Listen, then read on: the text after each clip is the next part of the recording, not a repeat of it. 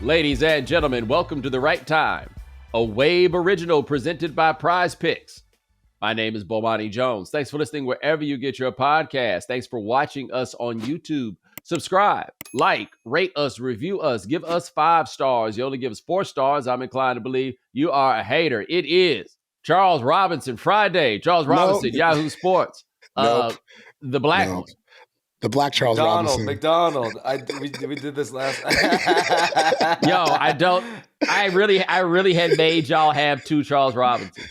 Yes. I'd really done that. I feel like we should keep that in the cut. Like it really might as well at this point. I mean, and look, let's be honest here, man. If you put a picture of you 2 up, which one of y'all is Charles Robinson and which one of y'all is Charles McDonald? I don't have an answer. And if I get voice samples from the 2 of you, I also don't know which one of you is Charles Robinson and which one of you is Charles McDonald.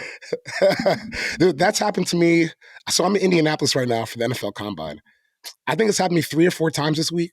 We're like, oh, Charles Robinson. I'm like, close, but no cigar. Charles is a 6'4" white guy. I'm around 6 feet tall, not white, So we're working on it. We're still working on it. I've been here for almost 3 years now, and I still get Charles Robinson. I rock with both of y'all, though. That's the reason why it goes that way. It's not like I'm calling you somebody's name who I don't like a lot, Right. I appreciate that. We could be beefing in the Starbucks, right? That's right. Dude, apparently, up there at, the Combine, which is a big old out-of-town trip.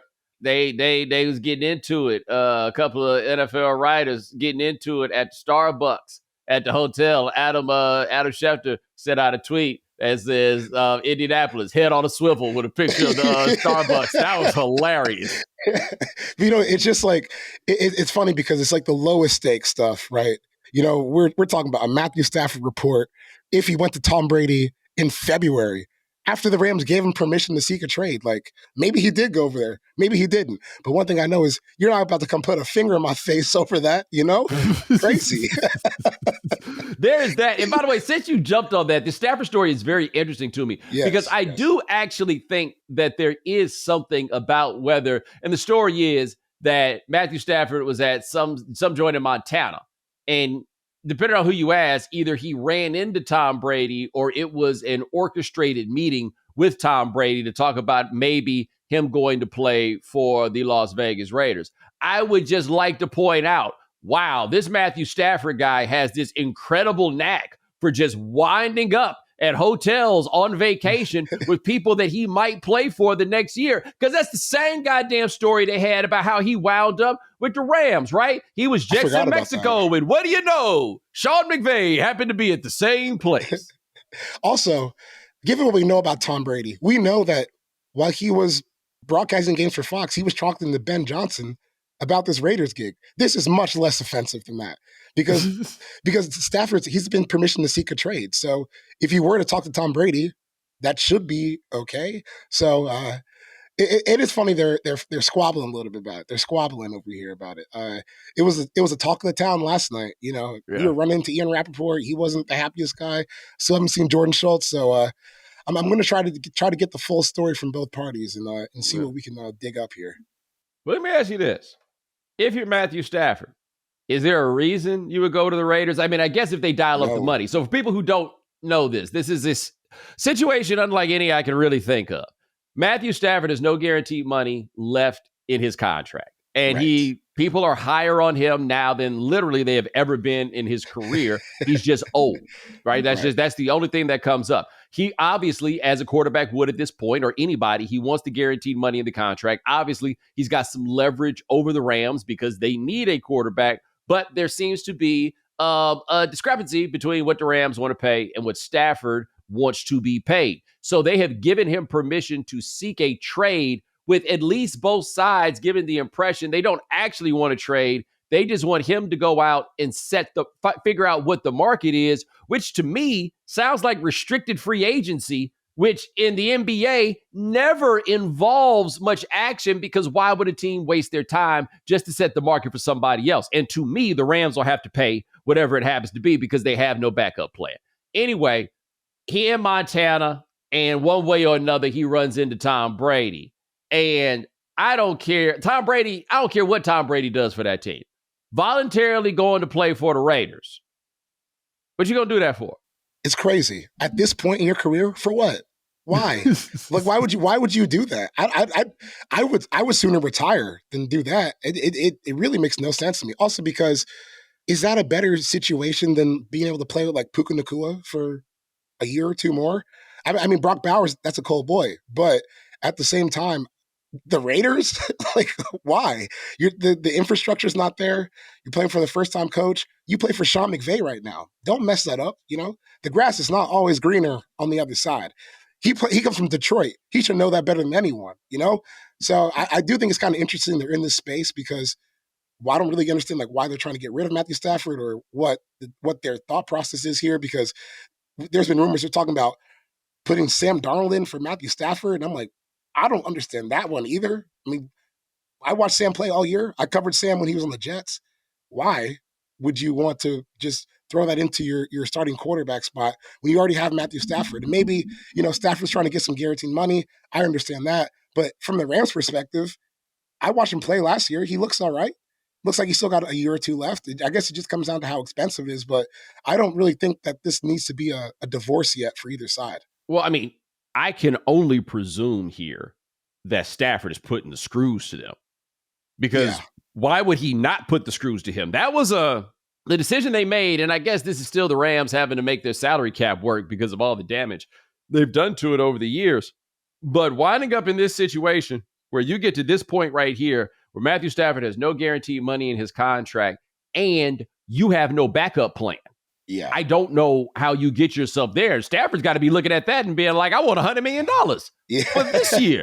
Why not? What y'all gonna do? 2 years, 150, 100 guaranteed. Why not? Why not? Like literally, like honestly, if you're Stafford, that is not terribly unreasonable to throw at them. 100 guaranteed over these years? Yeah, why not? Yeah. Well, no, that's a good point. Because what are you gonna do? You gonna start Stetson Bennett? Right, any old George Bulldog to do, huh? Okay, right. No, but it is a good point. I'm curious to see what the price he gets back out there because he's 36, 37 years old, but he can still sling it, So if you're a team like the Jets or the Giants, these crappy New York teams, I know they're interested in Matthew Stafford. So why not go see what you can do out there? Because that's a good point. You do have the Rams by the balls. What you gonna do? Start Stetson Bennett? I dare you.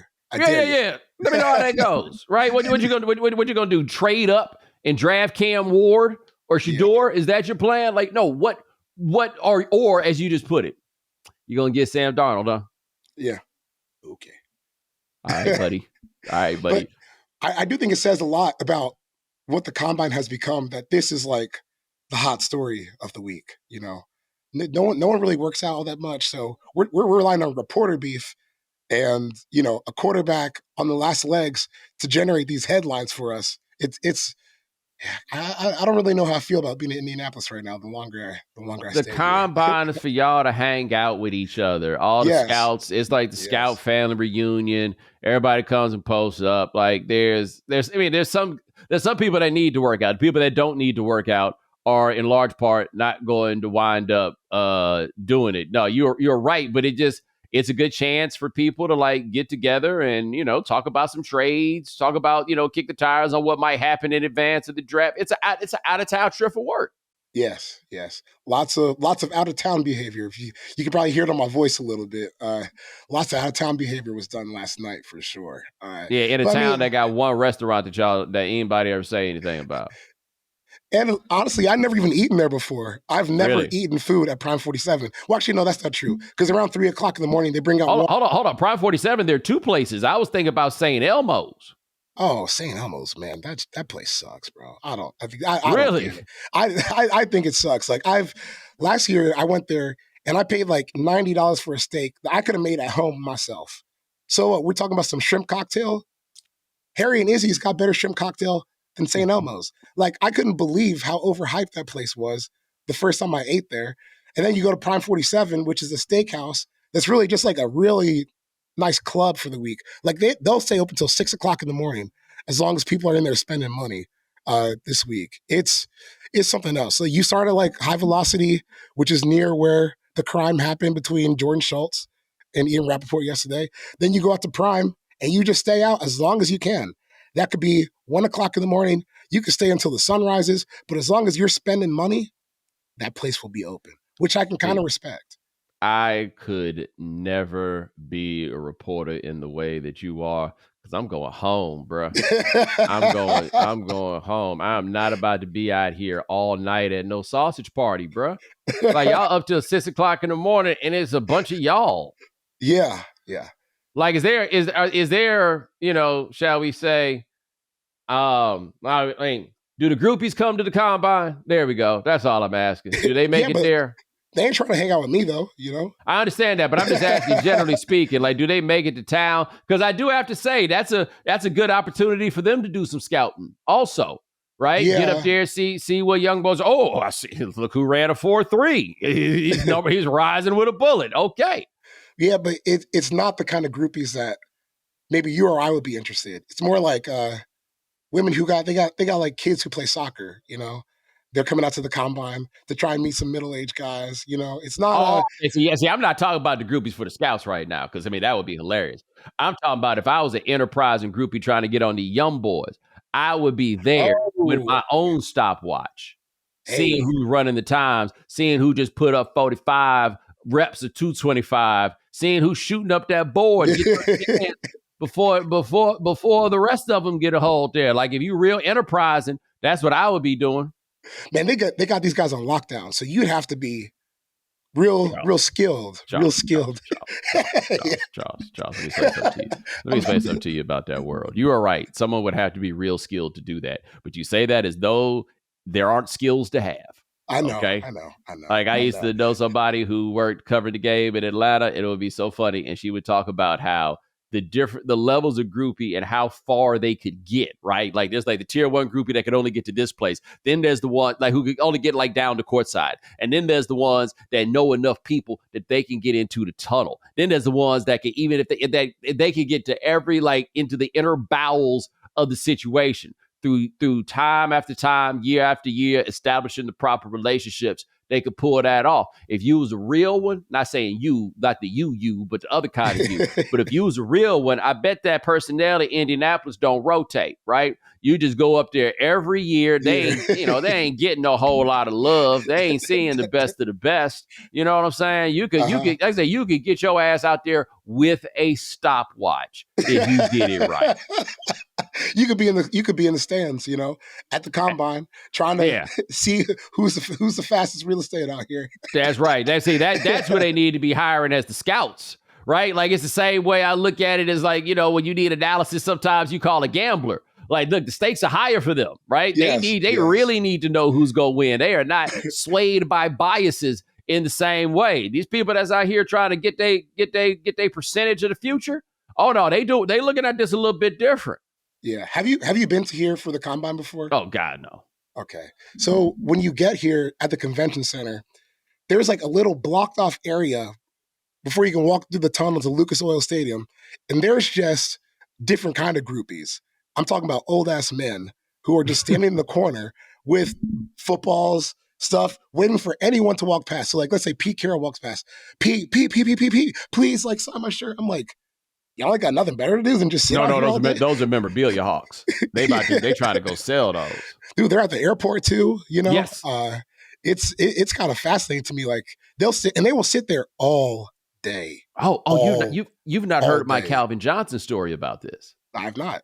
It is a Calvin Johnson story. It is a Boston story. I have told it on this pod before. I am aware that I have, but it's still a funny story.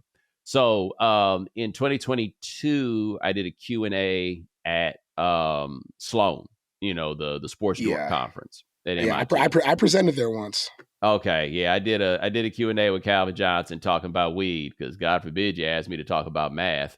Right. Anyway, so I'm sitting there and I'm talking to him about stuff, and on the way out, he and his people asked me if I want to ride to the train station, which I did not need, but it would have looked bad if I had been turning them down. It was so close, but it was whatever, right? I walk with them. So it's me, it's Calvin, it's his managers, it's a dude that had a little issue on the airport with accidentally urinating on somebody. But that's the story for another day. Yeah. I'll tell you about that. He lived to see another day? Yeah. Tough go. The story was in the news. I feel bad for the dude. I don't think he did it on purpose. But anyway, so as we're leaving, it's these dudes with the memorabilia, right? They're asking them to sign stuff. They got helmets. They got all of these things. And so they're explaining to me, like Calvin's crew is explaining to me that as soon as he got off the plane in Boston, people were right outside, like at baggage claim, trying to get him to sign stuff. Okay. So he shows up to the convention center where the dork off is taking place. And I only saw him once we're in. When we walk out, it's now all these people. I didn't know this was the case, right? So apparently they were outside when he was coming in, and he's a nice dude, and he told them maybe later, and they were trying to cash in there later. Okay. And so they outside, and this guy's got on a Boston Bruins jersey, the black joint, and he's really pressing up, and Calvin's just, I don't know why he was walking so slow through those people, because to me, man, we just gonna vamp. We're going to get to the car and just bust through these people. But he was taking a slow walk. He wasn't even looking at them. He's a giant man, right? He's just looking straight out, and he's walking. And then finally, the dudes figure out he really ain't about to sign nothing. And the guy's like, Calvin, you're not going to sign it, Calvin. You're not going to sign it. That's fucked up, Calvin. That's fucked up. I would tell you have a nice flight home, but nah. I hope your plane fucking crashes. Whoa. Whoa. You hope I die? No. You don't just hope I die. You hope like 100 people die. Everybody. Maybe he thought Calvin flew private, right? Maybe that was the way he said, I hope because it's Boston. I hope your plane fucking crashes. Wow. Yes. So I say that to say those guys are not groupies exactly in the way that you think they are. No. It's a special brand, you know? Yes. But like because there are people who are there just to like memorabilia hawk, sell that shit. But there are people who are just like, I shook so-and-so's hand today and I feel really good about it. I stood there for 8 hours and I got to shake Travis Hunter's hand for 2 seconds. Okay. That's fine. Like I'm never going to wash this hand. Yeah. And there's just so many of them. There's so many of them. Where are you on this Travis Hunter?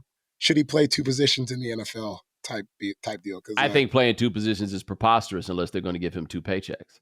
I agree. But today he's up there and he's talking about, I want to play both in the NFL. It's like, why?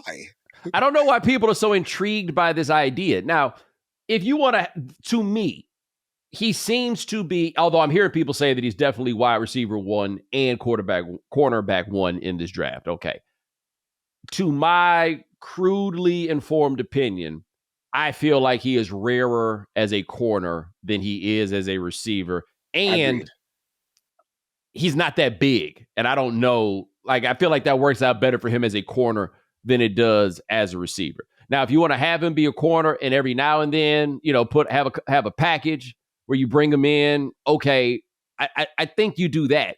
But, hey, man, granted, Deion Sanders was also playing baseball, but the wear and tear on his body from doing all of that stuff is, he doesn't have all his toes. I just can't believe they keep pushing this. Like, again, are you giving me 2 checks? Was I getting 2 scholarships? Then what are we talking about here? Yeah. Dude, I remember at Colorado, like, you look at like the play count totals, we're talking like 150 plays per game, which is just, dude, like, I don't know how he did it in college, let alone in the NFL where at altitude. Yes, at altitude. And at the NFL, you have more games. You go to the playoffs. You're talking about like potentially a 21 game season if you make it to the Super Bowl. What are you talking about? You can't play. You just can't do it. Maybe we're just the dumbest guys ever. We're totally wrong. And this is going to be like a Herculean feat of athleticism and sheer willpower. But like you said, unless I'm getting paid for cornerback and wide receiver, I just don't see how you could possibly do it. And what you're going to learn all these coverages, you're going to learn all these offensive plays. It's not like college. You're not running, 4 or 5 plays throughout the course of a game. Like, this is a meticulous game plan that takes, months in advance of planning. I don't know. I don't see it. But I will say, I would like to just from a curiosity perspective, see him give it a go for one season, just to see how it goes. Because if he's adamant on trying, in America, baby, go for it. And I mean, he's incredible. Incredible. Yes. Like I who it was that I saw that said that watched this tape and saw one bad play. That sounds about right. Do you think he should be the number one pick in the draft? Because this is a draft that doesn't really seem to have a number one pick. Yeah, I would. And it's funny because it kind of reminds me of the a few years ago, there was a draft, I think, where Trayvon Walker went first overall. Yes. And I think people kind of default to this idea, oh, you can't take a cornerback number one overall. Well, why not? Because if you go back to that class, Derek Stingley, first overall, doesn't sound that crazy when you watch him play now. So if you think he can be Sauce that Gardner's level, in that draft too, right? Yep, that's right. They went back-to-back picks. And you saw Aiden Hutchinson too. But hey, like those guys are impact, all-pro level defenders at their best. I don't really think that's that crazy to take Travis Hunter that high if you think he can be that level of player. There are some like debates like, oh, is he going to be strong enough to hold up against NFL wide receivers? Like if A.J. Brown comes his way, how's that going to look? But shoot, he's only 21. He's still got time to get stronger, get bigger, learn the finer points of the game. But I think, man, like his ability at cornerback is so rare. There's an interception. I think they're playing like Baylor or something where he's basically covering two zones at once. And the way like he hits like this extra gear to drive downhill like 10 yards and pick a ball off that he wasn't even covered in the first place. Like, dude, if you can do that, you got to play cornerback because it's too rare of a skill to have. And I understand there are people who are like, oh, wide receivers get paid more, so he should play wide receiver. But what's more likely? Like you hit your ceiling at cornerback or you hit it at wide receiver? Now, for a guy like him, I don't know. Maybe he could hit ceiling at both. But, man, I would just be a cornerback, shut down half the field, and go get paid on that side of the ball. Well, I will also make this point. If you think he can play both ways and would like to make him play both ways, then hell yeah, you make him the number one pick in the draft. Shohei Ohtani. If you think he is two players in one, right? Then this isn't even a discussion. If you actually think that, like, there's anybody in this draft who legitimately has the plan of playing Travis Hunter both ways, like in a starter capacity, both ways. If that is your plan, then he's the no-brainer number one overall pick. Yeah. Oh, I would take him number one in a heartbeat. And I would take him number one just off the cornerback skills. But you're right. Like, dude, if let's say if I'm sitting at 3 and I think I can have a top 10 cornerback and a top 10 wide receiver with the same pick, I would trade a lot to get that. So if you're Tennessee, I get the quarterback is intriguing, but I think at some point you have to just start looking at like player caliber. We're talking someone who can be the best cornerback in the NFL while also being, an explosive weapon on offense, or Cam Ward, who I think could be like a pretty good quarterback. I don't know. Like I that's where I've like kind of gotten, or maybe just gotten bored of the whole quarterback discussions in the past few years. But I think it's interesting to talk about like calibers of players because you can default and say, just go take the quarterback. That's easy, but I don't know. There's something special. Like if you really think he can do both of those things, that's crazy. That's crazy. Well, hold on. Now coming up next with Charles McDonald, we're going to talk about this quarterback thing because, I mean, I think that the draft is going to have a very interesting piece of television to it. And I'll tell you what that is coming up next. Now that the NBA All-Star Game has come and gone, the season is starting to heat up, which means you could turn $10 into $1,000 in a single game watching your favorite teams only on Prize Picks. You can make a Prize Picks lineup with NBA or even college basketball in as little as 60 seconds. Sign up today and get $50 instantly when you play $5. You don't even need to win to receive the $50 bonus. It's guaranteed. Quick withdrawals, easy gameplay, and an enormous selection of players and stat types are what make Prize Picks the number one fantasy sports app. But rather than hearing it from me, let's hear from an expert picker. What's going on, Sean? How those picks going? There's wins here, there's wins there, but obviously this month hasn't been ideal for my picks, but now I can focus solely on hoops, and with the flex play, I can still cash out if my lineup isn't perfect. Plus, Prize Picks puts their members first, so all withdrawals are fast, safe, and secure. when my picks hit. I can get my money in as quick as 15 minutes. PrizePicks is the best place to get real money on sports action. Join over 5 million users and sign up today. There we go. So make sure you go to prizepicks.com/Bomani and use code Bomani for a first deposit match up to $100. That's prizepicks.com/Bomani. PrizePicks, daily fantasy sports made easy. As a small business owner, you don't have the luxury of clocking out early. Your business is on your mind 24/7. So when you're hiring, you need a partner that grinds just as hard as you do. That hiring partner is LinkedIn Jobs. When you clock out, LinkedIn clocks in. LinkedIn makes it easy to post your job for free, share it with your network, and get qualified candidates that you can manage, all in one place. Now, Sean, what's your experience with LinkedIn like? For me, when I was looking for work, LinkedIn was super helpful. And now when we're trying to hire staff here at Wave, LinkedIn is our go-to source for finding the best candidates. LinkedIn's new feature can help you write job descriptions and then quickly get your job in front of the right people with deep candidate insights. At the end of the day, the most important thing your small business needs is the quality of candidates. And with LinkedIn, you can feel confident that you're getting the best. Find out why more than 2.5 million small businesses use LinkedIn for hiring today. Find your next great hire at LinkedIn. Post your job for free at linkedin.com/Bomani. That's linkedin.com/Bomani to post your job for free. Terms and conditions apply. Shout out to Dash Pass and their members-only deal for the 24-25 NBA season. They swoosh, you save. When any player scores 50 or more points in a game, Dash Pass members save 50% off on an order, up to $10 off. Sign up for Dash Pass and save more all year round with $0 delivery fees and reduced service fees on eligible orders, plus exclusive perks like this one. Use the promo code NBA50 the day after the 50-point game during the 24-25 NBA regular season from noon to midnight.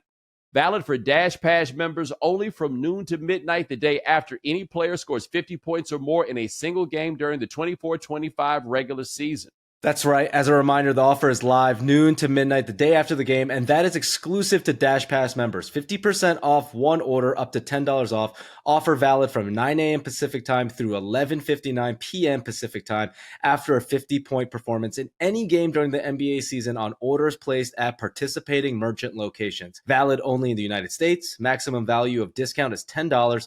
Discount applies to subtotal only, does not apply to fees, taxes, and gratuity. Not valid for pickup. Limit one person. Not valid for the purchase of alcohol. Fees, taxes, and gratuities still apply. Must have an active Dash Pass account. Use promo code NBA50 to redeem. See further terms and conditions. More at the link below. All right, we are back with Charles McDonald of Yahoo Sports. I did that on purpose. That time I did it on purpose. Yes. But it seems that there's a consensus, not necessarily that Cam Ward's the number one overall pick, but that Cam Ward is the number one quarterback. I mean, I think that seems to be pretty clear where we are on that. Where are you on him? I mean, I don't mean this in necessarily a bad way, but I think he's got some Jameis to him that you're going to have to scrub out. Like if you, explain to me how you mean it in a good way. If you have to scrub it out, because, just to be clear, he's not going to be scared out there, which I think there's some real value to. There's a lot of quarterbacks. I think we got caught like in the middle eras or in the mid 2010s where we were just living 3 yards a pass at a time, and there's a lot of guys who are comfortable doing that. He's going to try to throw the ball down the field and take risks, which is good, but. Cam's got this thing where he doesn't have a clock in his head. He's got a sundial. Like he's moving slow out there. He is taking his time trying to figure out like what can I realistically stretch to the limits of possibilities on this play. And it worked out a lot for Miami last year. But there's also some really, really bad plays out there where, he's getting strip sacked because he's running away from a defensive end. And he forgets like that defensive end is still chasing him, like little object permanence type deal. Just because you got away from him the first time, he's still coming around the second time.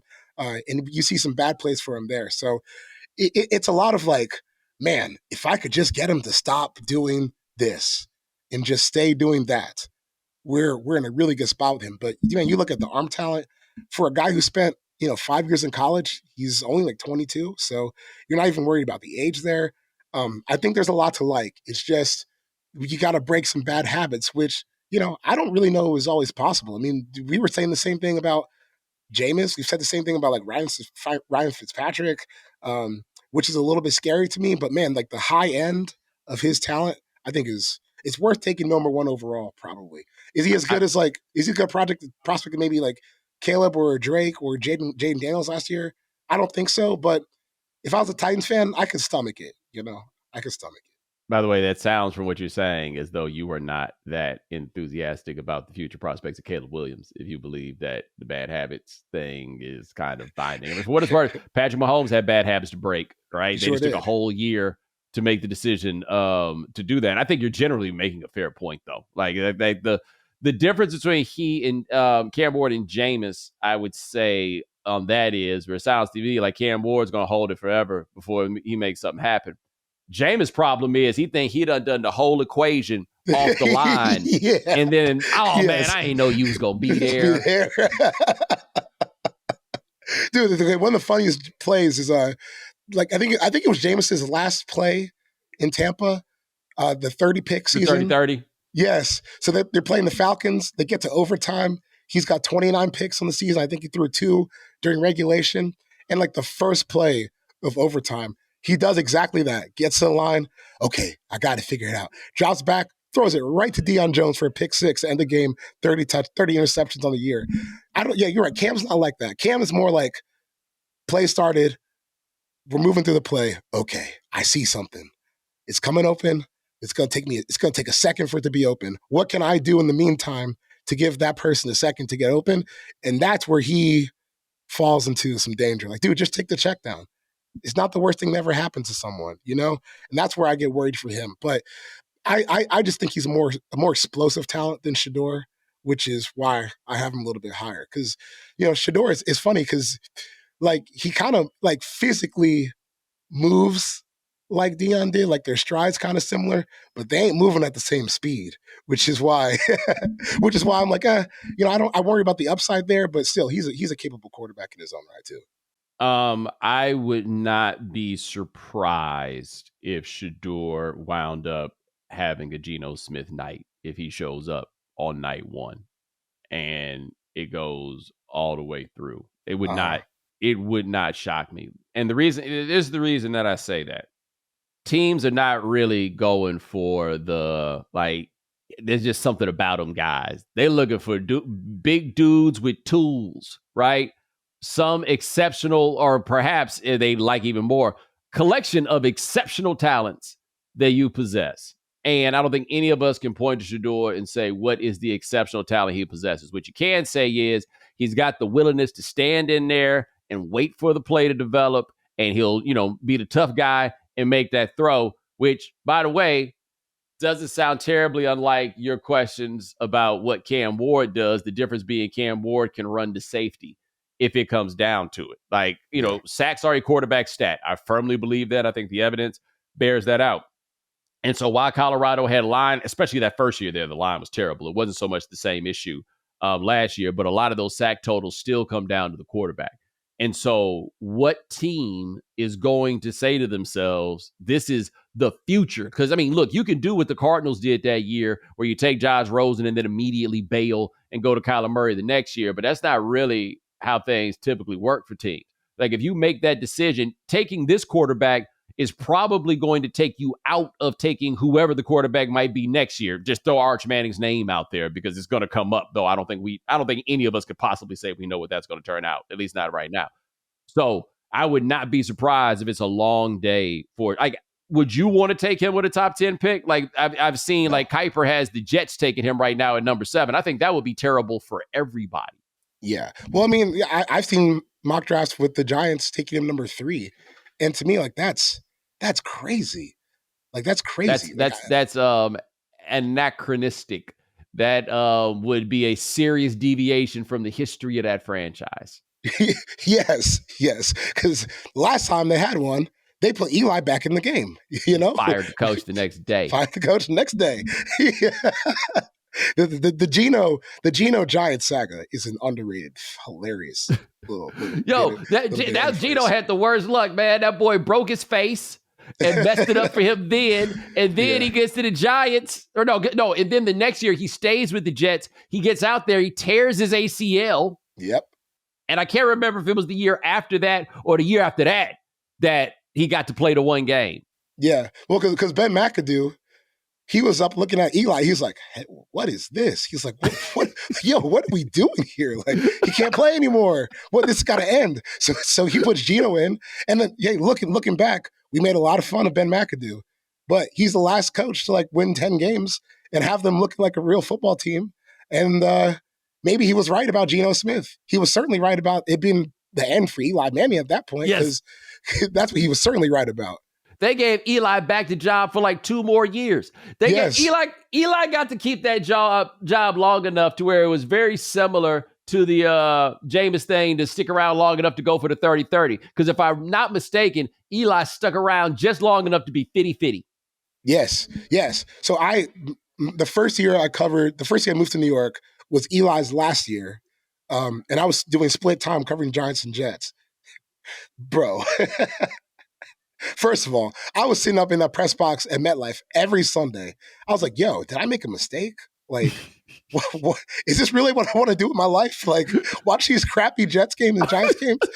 But dude, like they didn't get anything done. And I'm sitting there like, yo, like how long are we going to sit here and have to watch Eli play? But, when you got the ear of the owner and John Mara, like, that's, for all the NFL owners, he's pretty sentimental about some of this stuff. Like you go back to even Hard Knocks last year, he's like, I like watching Saquon Barkley as a Giant. Can we keep Saquon Barkley with the Giants? Because I like watching him in my jersey. Yes. And they fumbled it. So, he's down to let things play out. I think that's why those guys still have jobs right now. But the leash that Eli got at the end, it just had to end. But Dave, that 1 second of Geno, you're right. That's probably why they would never pick Shedeur number 3 overall, because they don't do that over there. They just don't do that. And by the way, Eli Manning, who kept his job until they gave it to Daniel Jones. Yes. Career, his teams with him starting, career record, 117 and 117. Hero. That's Eli. That's Eli right there for you. It's 100%. I was so glad they did not put him in the Hall of Fame on this first vote. I just can't. Because it's coming. Too. I know it's going to happen. It is preposterous. I don't care how many Super Bowl MVPs he has. It is ridiculous, the idea that he is going to go into the Hall of Fame. Yeah. And it's funny, because I went to college with a bunch of guys from New Jersey on the football team. And they would be like one of the first things they would ask you is like, yo, you think Eli Manning's a Hall of Famer? I'd be like, no. Like, why would I think something like that? And they would get mad, like really, really mad at the idea that people didn't think Eli Manning wasn't like one of the best quarterbacks they had ever seen. I'm like, dude, what are you watching that shows that? It's 2 playoff runs. 2. What, is Joe Flacco a Hall of Famer? Is that what we're doing here? It's damn near the same thing. Do you know how many playoff games the Giants won outside of those Super Bowl seasons? I think it's 0. 0. Yeah. Not a single one. What are we talking about here? First, yeah. And I was thinking, do you think he'll be first ballot? I'm like, oh, wow, that's what we're doing, huh? The first. Yeah. Oh, yeah. He's in. He's in. I mean, he's going to get in. But I tell you, it could be a long time. Yeah. Getting in the Hall of Fame is hard, man. It is hard. It is hard. It's just, look, it's 11 dudes on the side. You know what I'm saying? There's always a bunch of dudes that are going to be eligible for the time period. But, okay, let me stop being mean, though. Like, Torrey Holt still ain't in the Hall of Fame, Right. Come on, we can't put Eli Manning before Torrey Holt. Like, no, I don't. No, we can't. I mean, don't get me started on how Jason Witten ain't no Hall of Famer either. But no, not at all. But on Shedeur, the report came out that Shedeur was not going to throw at the combine. Is Cam Ward throwing? It sounds like he is. He's been gearing up for it. I know that he has been he's been going through combine, like the combine exercise workout drills, on his own. So he's at least prepared to throw. I think he will. I think he should. I think Shedeur should too, because I don't really see how it could hurt you that much. Maybe if you're on a 40. No. You don't think he should throw? If Cam Ward does not throw, then Shedeur should go ahead and throw. Otherwise, the Chrysler 300 is pulling up, and here comes the Phantom. Like, I don't think it serves him. They're going to have him throw. Look, I get the idea that for this draft prep stuff, or all of this is really SAT prep, right? Like, you're studying for the test that doesn't necessarily have so much to do with anything else. But the idea that they got all those NFL receivers at Colorado who know him and he can throw to them, there's nothing to gain, really, from throwing at the combine, especially not if it points out the fact that the other dude throw harder than you do. Yeah. Well, see, this is where I feel myself getting old sometimes, where I'm like, yo, why don't you want to come out here? I remember when Cam Newton, well, that's Cam Newton, you know. If I was Cam Newton, I would throw at the combine too, because why not? Freaking Cam Newton. But if I was Cam Newton, I'd have done everything at the combine. I'd have been doing pull-ups. Yeah. But dude, I remember like Julio Jones ran a 40 on a broken foot. Maybe that's not a good idea. But, you know, come out here, compete, man. Why not? Oh, yeah, you are going old man here. I know. Like, you even with you knowing what the game is. Yes, you're I know going what the game is. Here. I'm going old man here, yeah. But back to Shedeur for a second. What I think is interesting about him is there's a consensus in the sense that it seems like everyone says QB2 behind Cam Ward. Where it gets tricky after that is like where people are actually ranking him in relation to all the other players on the board, right? Because I've seen Shedeur ranked top 10. I've seen him ranked in the 30s. The other day, on a CBS big board, I saw him ranked 24th. You know, so there's no consensus really on where he slots in relation to the other non-quarterback talent in the draft, which makes me think, because I was thinking this yesterday. I was like, ooh, no consensus. That means could be sitting in that green room for a little bit. This is for the producers of the draft.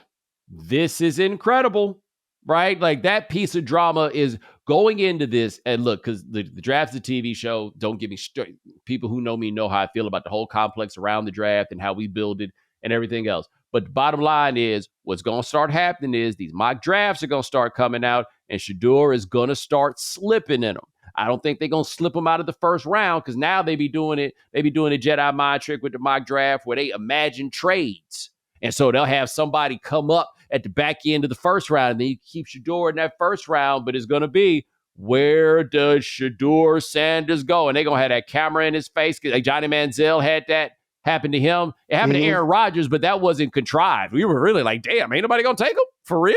Oh, okay. That's going to happen here. I mean, I firmly believe that's what it's going to be. And then let's look at it. Like, teams that need quarterbacks, it is not a good look that any of the top three teams, who are the Titans, the Browns, and the Giants, all of whom need a quarterback, and we are not just slotting quarterbacks in for two of them.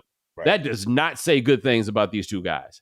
Yeah, no, that's true. I mean, because it's not like, you know, you put Cam Ward in last year's draft, he's probably like a fringe top 10 guy, you know, right. But he's benefiting off of the fact that there's really no one else this year. You know, like if you're the Titans, I think you probably try to trade down first, but you could stomach it taking him first overall.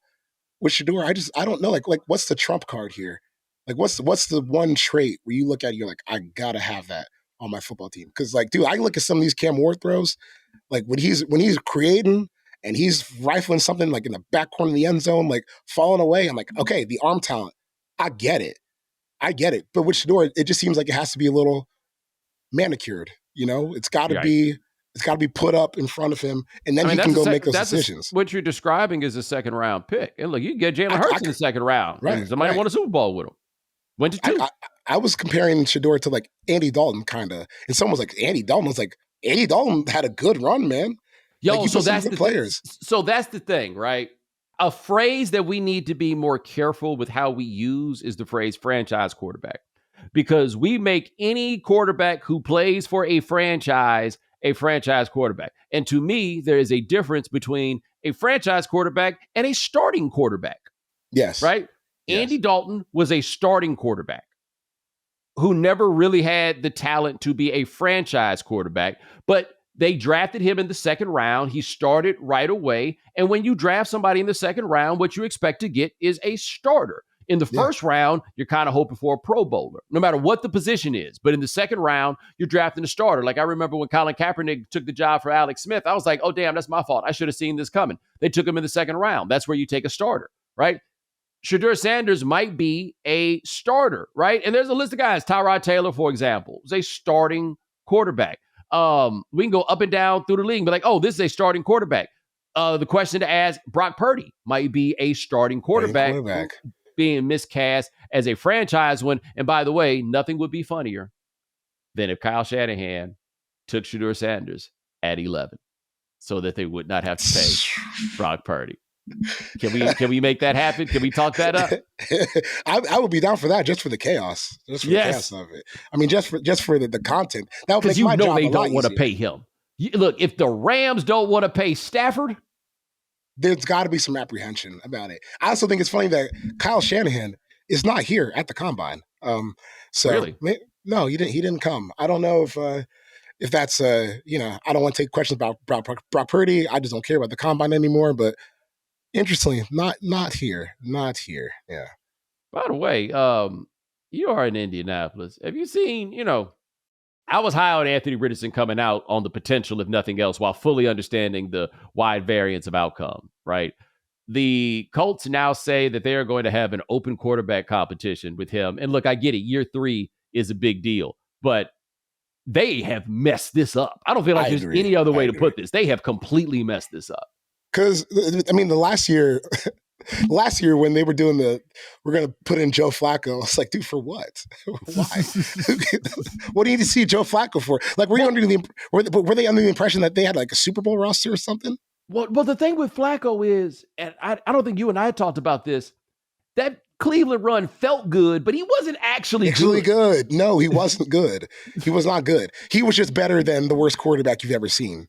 That's all it was. That's all it was. It was, we were playing like below average football, and that was a massive improvement from where they were with Deshaun Watson at the time. So, it's funny because, like, I'm pretty sure Joe has even talked about like comeback player of the year. Like, what I come back? Yeah, from? I think he won it. No, yeah, he won it over DeMar Hamlin. Oh, yes. Yeah, that's what I was about to say. Over the. I mean, I didn't think he needed to pass out the ballots. I thought we was going to rename the award after him. Me too. Except it would be too dramatic. Like, you can't come back from an ACL tear and be the winner of the DeMar Hamlin Comeback Player of the Year award. Because that boy came back from all of it. No one has ever come back from farther away. DeMar Hamlin.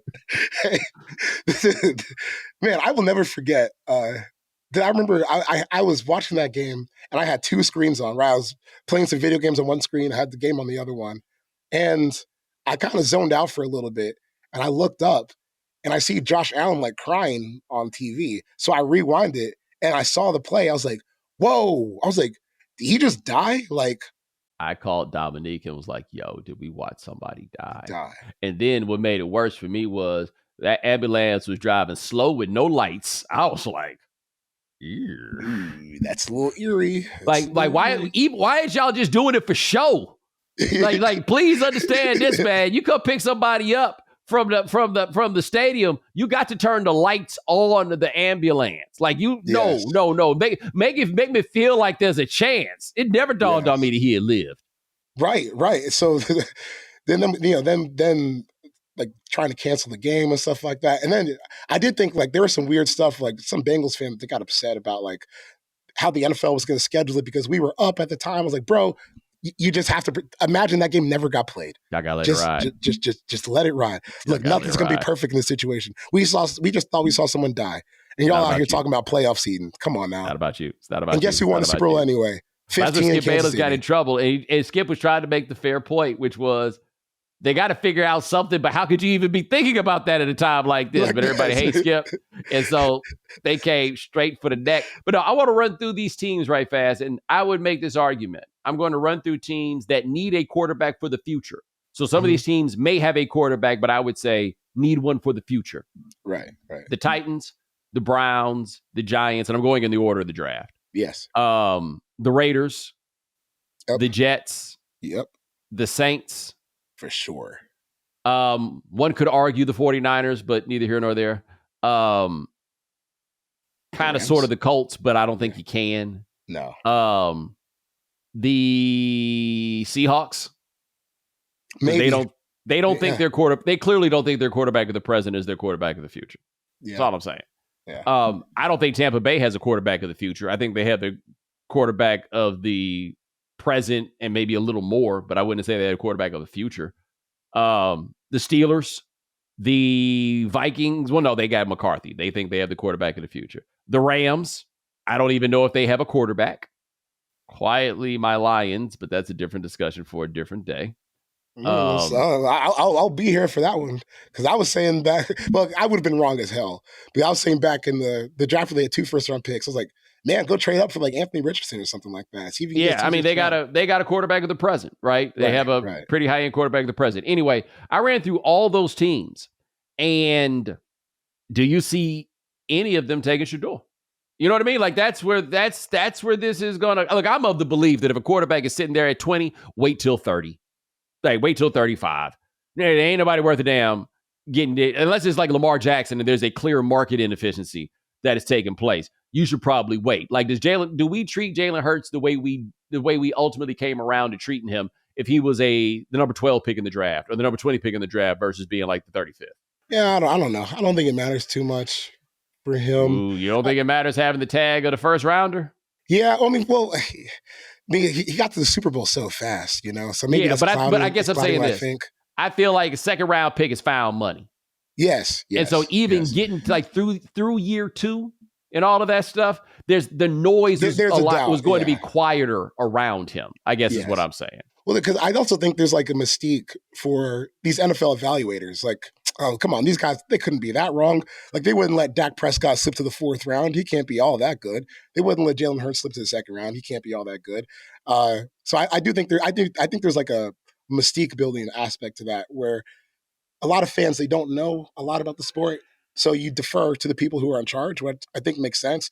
But, you know, those guys make mistakes too all the time.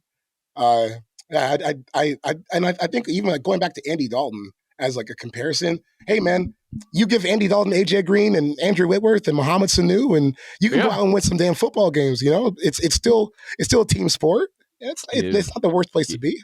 Give Jalen Hurts, Devontae Smith, AJ Brown, Saquon Barkley, and the biggest offensive line in the history of mankind. You can win a Super Bowl. And by the way, while paying Jalen Hurts $50 million. Howie's good at this, man. He's kind of figured. Let us never forget that they demoted Howie for Chip Kelly. Yes. And Howie just laid low. Howie like, I'll be back. No, it's cool. I'll be back. Howie's in the cut, just lurking, waiting for his opportunity. I think that is such an underrated part of this story is that with Chip, for that little run that they were happy with Chip Kelly, they took Howie's power, and in many cases, the guy leaves. Howie just laid low, and it only took like a year and a half, and he got it all back. And then it didn't take long, and they won a Super Bowl. Can I turn this to something totally not football related for a second? So after the Super Bowl, I did nothing for 2 weeks except watch The Wire for the first time. So I've watched the first 3 seasons of The Wire, and now I understand all your Stringer Bell rants. Like to a T. I understand all of them because I was just like, I was like, fuck this guy. Like, yes. Because there are people who are like, oh, you know, he's trying to like make their business more legit. I'm like, bro, he killed his cousin in jail. Like, what are you talking about? He killed man's cousin, right? Or man's nephew. That's right. I was like, what are we talking about here? This man's scum. He's a scumbag. I gotta be honest with you, man. It warms my heart to hear you say this. And I believe that I have had a significant role in changing the way that America feels about that snake motherfucker. And the reason that I say that is when people used to talk about The Wire and Stringer, it was overwhelmingly positive about him. Oh, yeah, he was a businessman. He wasn't really trying to he was still trying to sell dope. Right. He was just trying to find a better way to sell dope, but he still was trying to sell dope. But I don't hear that in the streets no more. I think people have finally come around to what the real is, and that scaly, I hate him like he's real. Like, bro, you see it. Yes, that's how I felt. I was like, I hate him like he's real. Like, he's such a loser. And even like in season 3, when he's getting to like dealing with the politicians and stuff like that, he's trying to act like he's, you know, this dignified businessman. He was trying to put a hit out on the state senator for taking his money and running with it. Like, bro, what do you think this is? What do you think my this is? brother said, I think it was my brother who told me this. He said he tried to watch it and he was just like, he wanted to write down every bad decision that Stringer Bell made.